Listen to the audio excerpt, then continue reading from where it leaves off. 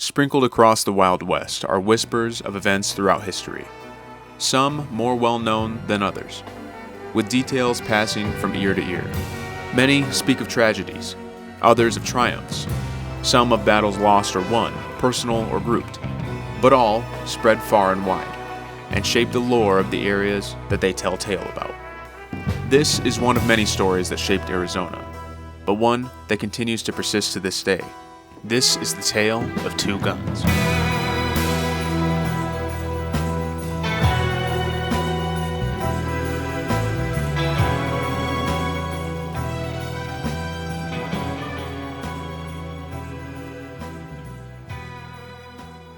The year is 1878.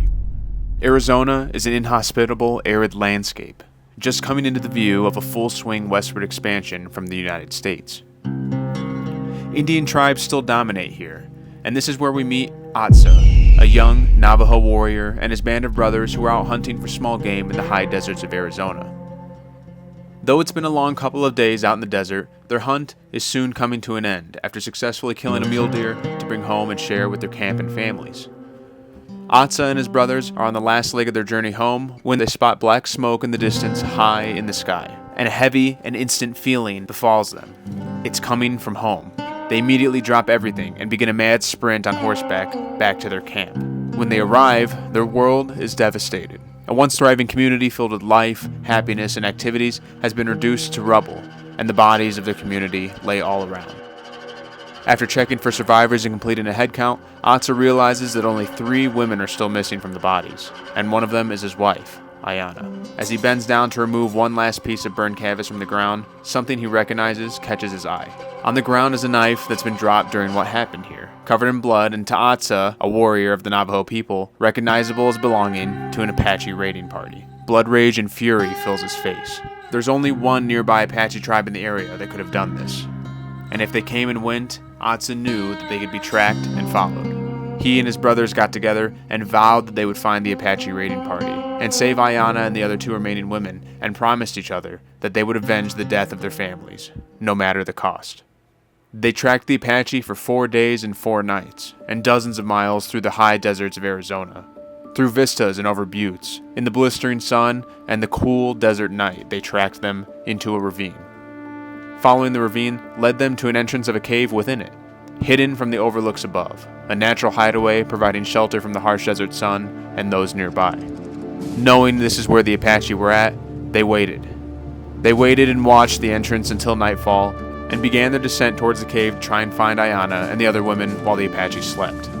And as they stealthily crept in, past sleeping Apache members they snuck, searching for the tribe members and Ayana, until they spotted them. Atsa runs to his wife and unties her and the other women there. And as him and Ayana embrace, they quickly begin their movement towards the entrance of the cave, focusing on their escape. Upon reaching the opening of the cave, fury wells up and overtakes Atsa. These people, these monsters that caused them all so much pain, so much misery, had to be punished. Atsa and his brothers grabbed brush, sage, canvas, and deadwood, and piled it all around the entrance as quietly as they could into a large pile, and then lowered a torch and lit the flame. By the time the Apache woke up amidst their slumber, it was too late. The fire had turned into a furious blaze, and completely blocking the entrance in flame. And that night, as Atsa and his tribesmen made their escape, 42 Apache men, women, and children suffocated to death inside of this cave, their bodies remaining there for years to come.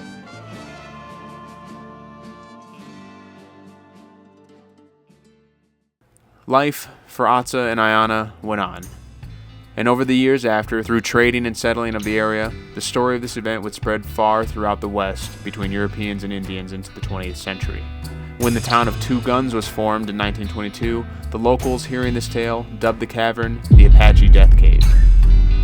And the story drew a well of visitors to the site, and more came each year to search for the cave and the bodies within it. The story captivated all who heard it, and forever linked Two Guns to this dark event amid the arid Arizona desert.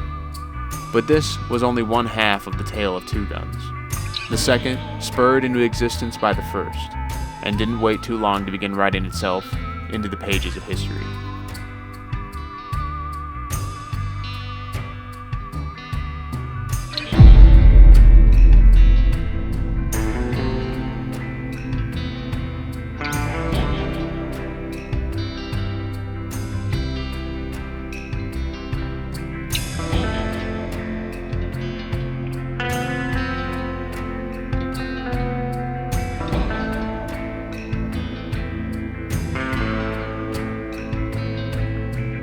This is the ravine that Atsa and his Navajo brothers tracked the Apache through to reach their hideaway. Atop it now sits 100-year-old ruins from the height of tourism here in Two Guns, Arizona. During Atsa's time here, the advent of railroads in the late 1800s dramatically increased European and American presence in the region. This decreased the reliance on traditional overland roads and spurred the development of new settlements and trading posts along the routes to serve the needs of both railroad workers and newly arriving passengers. Some 40 years of development passed, and the domination of automobile travel in the early 20th century led to the development of roads that would eventually link Two Guns as a destination to weary travelers looking to make a historical stop. The trading posts that once catered primarily to horse and wagon traffic began to serve motorists, evolving into service stations, diners, and motels. And all who visited didn't leave before hearing the rumors of the Apache Death Cave. One of the visitors during this time was Henry Miller.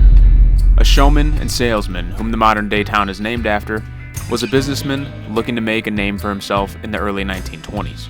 A self-made character with several self-appointed names such as Indian, Chief Crazy Thunder, and eventually given the nickname of Two Guns by locals in the area. Miller decided to ask around and see what the locals did in their pastime, and every person he interacted with told the tale of the Apache Death Cave. Henry was captivated, and the emotion in which the story was heralded stuck with him. He knew that he had just come across the golden opportunity that he was searching for. It was decided he would lease the land of the cave in 1922 and capitalize on the state's grim history, using the impact of the story far and wide to bring travelers to this desolate area of Arizona. He turned the cave and its gruesome backstory into a tourist attraction, charging visitors to explore the cave and the surrounding areas. He built stone structures above the cave and even staged reenactments of the massacre around it for live crowds, adding a lurid appeal to the attraction. Miller developed a zoo, a gift shop, curio shops, restaurants, and even a service station, turning the town into a microcosm of tourist commercialization for any travelers exploring the famous Route 66, newly built now in 1926. That same year, the new attraction was seeing so much visitation and in such a controversial way that the handling of Two Guns in the Death Cave led to tensions between Miller and another successful local businessman, Earl Cundiff. Earl had a different vision for the development of Two Guns and began to show a palpable hatred for Miller and his attractions. After a few weeks of back-and-forth arguments, including disputes over property rights and profits, Earl had had enough of Henry Miller. He called for a meeting with Henry, and behind closed doors, an argument ensued. It got so loud and so bad that the workers in the lobby of his office building were considering calling the law before they heard the shot of a revolver come from the office. When the workers scrambled in and flung open the door, Earl Cundiff was disheveled, and Henry Miller, with a hole in his chest, lay dead on the floor. The murder of Henry Miller added yet another notorious chapter to Two Guns' history, intertwining with its legacy of violence and tragedy stemming originally from the Apache Death Cave massacre. Earl was tried for the murder of Henry Miller, and despite the severity of the accusations, was acquitted, purportedly due to self-defense. The specifics of the trial remain part of the local lore here, reflecting the rough and tumble justice typical of this era and region. Ironically enough, the notoriety of the murder, coupled with the historical significance of the Apache Death Cave, continued to draw visitors for decades to come, but now with a lack of dispute regarding the direction of how to manage it for the town of Two Guns. Two Guns remained a curious stop along Route 66, where travelers would come, and still do, to get a glimpse of the violent past while pursuing southwestern curios and artifacts. Because of this, today Two Guns is often visited by Route 66 enthusiasts and history buffs alike, who pass through this area like Katie and I. We're currently in Two Guns, Arizona. One of the guys who works at our campground was telling us about it yesterday, and he said that it's a good place for some abandoned buildings and some unique history in the area. So currently we're in an abandoned KOA. Now, if you look around, there's like power conduits and stuff from previous spots that would have been placed here. The car's parked there, and there's a gas station over there, even some more like silos and stuff.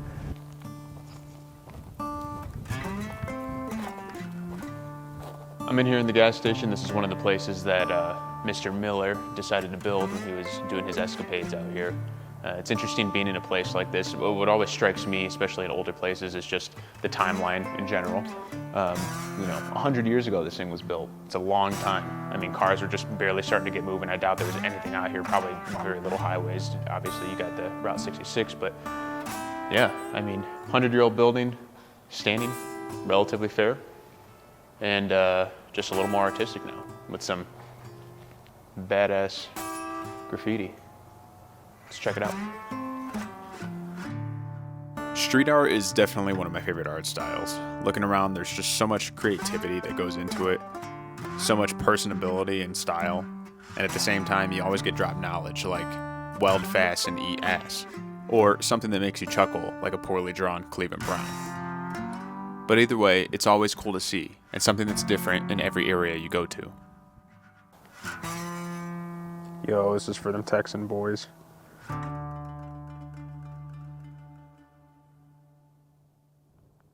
So I believe this is where the petting zoo was that Henry Miller decided to put up. Now, the main facility is kind of off to my right here, or I guess like your left from that perspective, and it's completely demolished. There's really nothing here. The remnants are just this pool, which was once an old curio shop and a little like outdoor patio area. Obviously, it's all tatted up now with some pretty cool graffiti. Nothing too crazy, but it's interesting that 100 years ago people were here, maybe 100 yards even to my left, watching reenactments, hearing the stories about the Apache Death Cave, coming here from the highway, and it was just one of many stops along the long journey of Route 66. Today, it's pretty desolate. You get a lot of sketchy cars driving around, people kind of looking around, seeing what is. Obviously, everyone's interested in abandoned stuff, but I'm surprised they don't do another thing here. There's a KOA over there. Everything's hooked up. Everything of value is gone as far as the metal goes. But it'd be interesting to see the land repurposed in some way. I don't see Two Guns as being like a crazy, profitable economic venture, just considering that, no one's here. But who knows? There's enough notoriety about this place that maybe putting something new in would actually benefit, to be seen.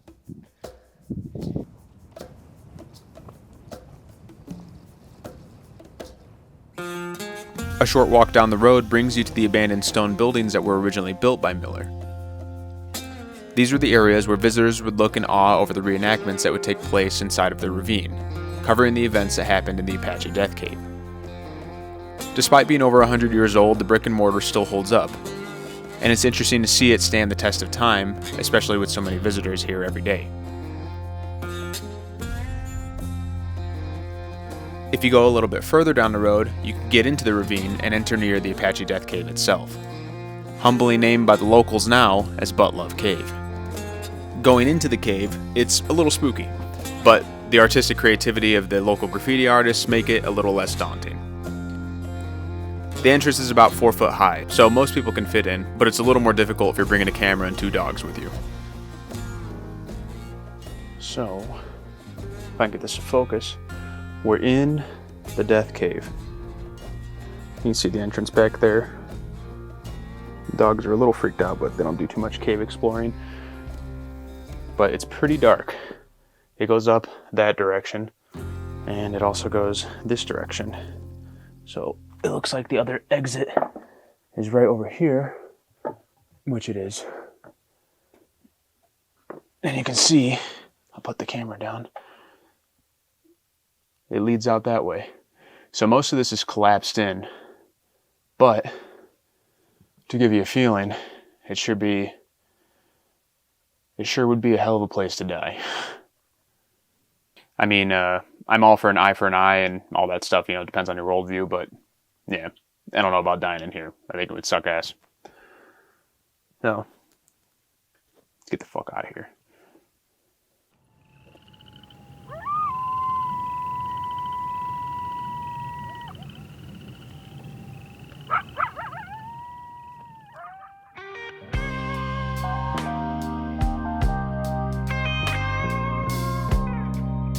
I think for some reason, old stuff and architecture speaks to my soul. When we're around ruins or old buildings or decrepit pieces of history, there's an overwhelming amount of colors, textures, and realizations that fill your senses.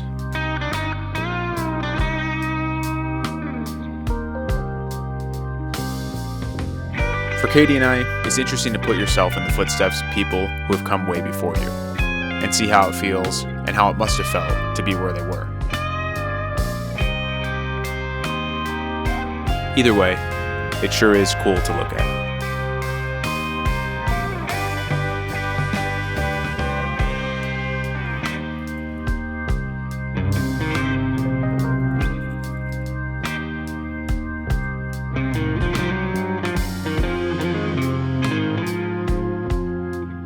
Here we're in one of the main amphitheaters.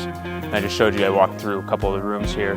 But you can tell this is probably where some of those live events were going on. There was bathrooms and loos back there. It's right on the actual canyon itself. So part of the reenactment would be running down the ravine all the way towards the actual entrance to the cave, which is way down there.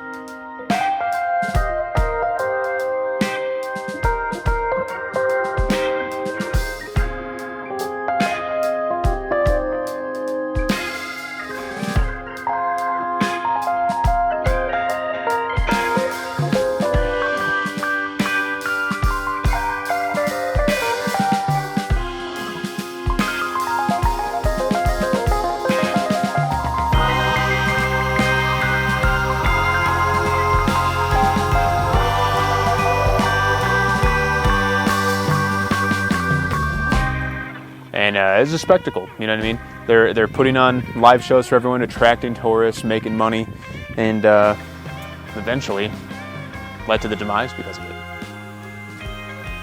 Saying that, we're getting close to wrapping it up. So before we do, we'll drop one last piece of local wisdom given to us to be shared to you. Moo moo, bitch. Welcome to Camp Autism, where we learn that love is not the key and fuck bitches, get money. Welcome. Two Guns was more than we expected, filled with not one tragedy, but two. And despite the stories that happen here, I think the real story comes much later in time. Though two deaths may have happened, what came out of them was actually life. People like Katie and I, and hundreds or thousands of others every year come to this place to see what has been. But out of seeing what has been, I would argue that the memories and experiences shared and the time spent here with those that you love have probably done the people of Arizona more good than the bad that's happened here. If you get the chance to visit Two Guns, you should. It's well worth your time, and who knows, maybe you'll be the next one to leave your etch here in the history of the West.